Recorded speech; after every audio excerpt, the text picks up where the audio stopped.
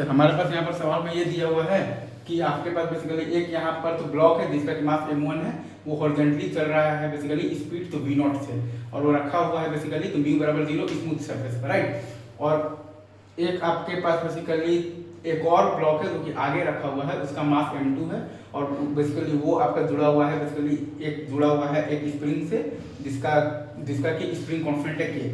All surfaces are smooth, ये आपको दे रखा है। तो हमें ये बताना है कि find the maximum compression in the spring, हमें ये बताना है कि find the maximum compression in the spring, ये सही है।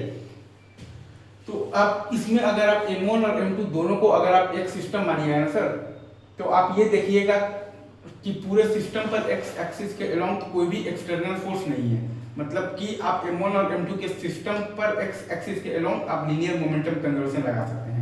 अगेन एक बार मैं फिर से बोलता हूँ, अगर आप m1 और m2 को एक सिस्टम मानिएगा तो आप ये देखिएगा कि पूरे सिस्टम पर एक्स एक्सिस के अलोंग कोई भी एक्सटर्नल फोर्स नहीं है, मतलब कि आप m1 और m2 के सिस्टम पर एक्स डायरेक्शन में लीनियर मोमेंटम कंजर्वेशन लगा सकते हैं। तो जब आपके पास मैक्सिमम जब कंप्रेशन आएगा ना, तो m1 और m2 एक ही स्पीड तो vf से मूव कर रहा होगा, ठीक है। At the time of the maximum जो कंप्रेशन का जो टाइम आएगा, तब आपका m1 भी जा मतलब कि तो m1 भी जा रहा होगा तो vf से, और आपका m2 भी जा रहा होगा तो vf से ही जा रहा होगा। तो हमने यहाँ पर मतलब कि तो मोमेंटम कन्वर्जन लगा दिया है, तो m1 इंटू v0 बराबर आ गया है m1 प्लस m2 इंटू तो vf। हमने यहाँ पर मोमेंटम कन्वर्जन लगाया है तो हमारे पास आया है m1 इंटू v0 बराबर m1 और प्लस m2 इंटू vf। तो vf का वैल्यू आ गया है m1 इंटू v0 और बाई m1 और प्लस m2। तो vf का वैल्यू आ गया है m1 v0 बाई m1 और प्लस m2। और अब हम लोग लगा देंगे सिंपली यहाँ पर तो वर्क एनर्जी थ्योरम लगा देंगे, ठीक है सर। तो work done by the spring force है आपके पास माइनस हाफ तो k x max का स्क्वायर और बराबर, और ये है आपके पास जो फाइनल काइनेटिक एनर्जी है half m1 plus m2 into है आपके पास m1 square into v0 square by m1 और प्लस m2 का होल स्क्वायर, और माइनस इनिशियल काइनेटिक एनर्जी है आपके पास half m v0 square. Again मैं फिर से बोल रहा हूँ, यहाँ पर आपके पास लिखा हुआ है तो work done by the spring force है आपके पास माइनस हाफ के x max का स्क्वायर और बराबर है ये है आपके पास final kinetic energy half m1 plus m2 into m1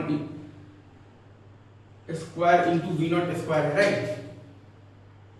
और बाई है आपके पास m1 और प्लस m2 का होल स्क्वायर, ठीक है, और माइनस हाफ m1 इंटू है आपके पास तो v0 स्क्वायर, और ये बराबर है आपके पास माइनस हाफ के x max स्क्वायर। तो यहाँ से आप जब x max निकालिएगा तो आपके पास आ जाएगा under of the m1 m2 by m1 plus m2 आ जाएगा इंटू k इंटू v0।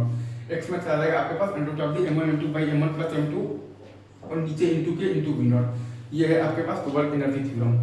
तो मुद्दे की बात ये है कि मतलब जब मैक्सिमम जब कंप्रेशन आएगा ना, तो वो स्टेट में आपका बेसिकली m1 भी जा रहा होगा vf से और आपका m2 भी जा रहा होगा vf से ही जा रहा होगा, दोनों का स्पीड कॉमन स्पीड आएगा at the time of the maximum compression.